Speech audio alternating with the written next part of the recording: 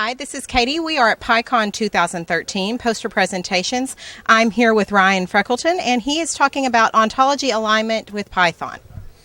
Thank you.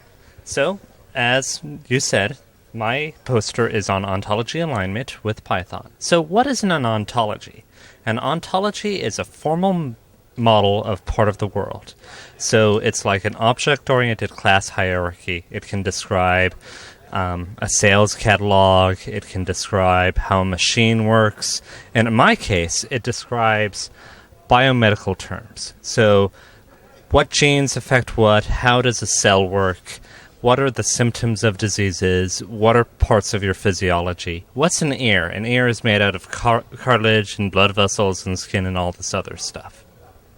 So aligning ontology is combining these ontologies into a larger concept of the world.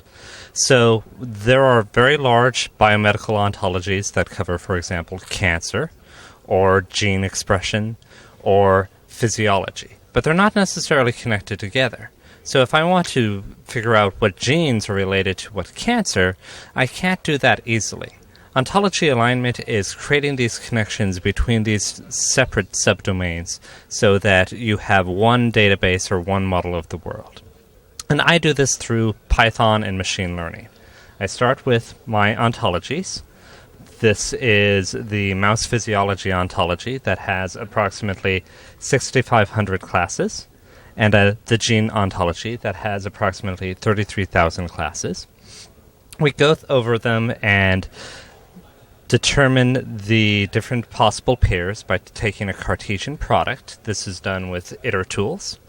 Then we extract features from these pairs of classes using the properties of the graph, like does this have any hyponyms or parent classes, string manipulation, do these start with the same word or they end with the same word.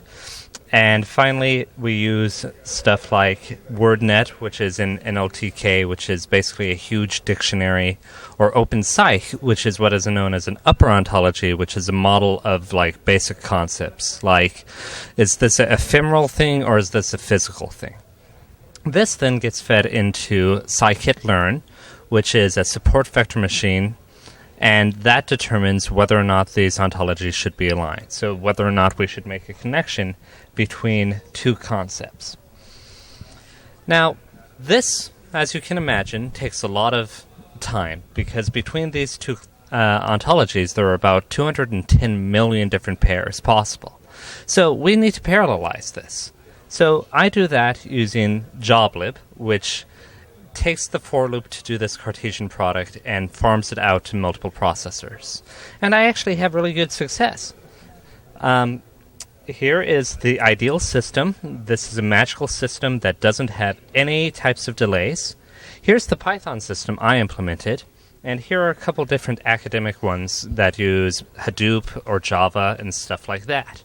And so I don't really think that the argument that Python can't take advantage of multiple cores is really that valid when I can get scaling like this. The other interesting thing that I used is OpenPsych is the upper ontology, but it has something like 3.5 million classes that I use. And as you can imagine, this takes some time to look up.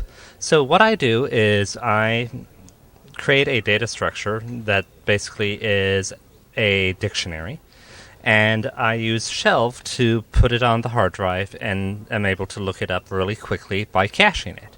This also reduces my calculation time dramatically. So Python can be very effective at really hard computational work if you take some time to think about the problem and use the tools available. Awesome. Thank you very much.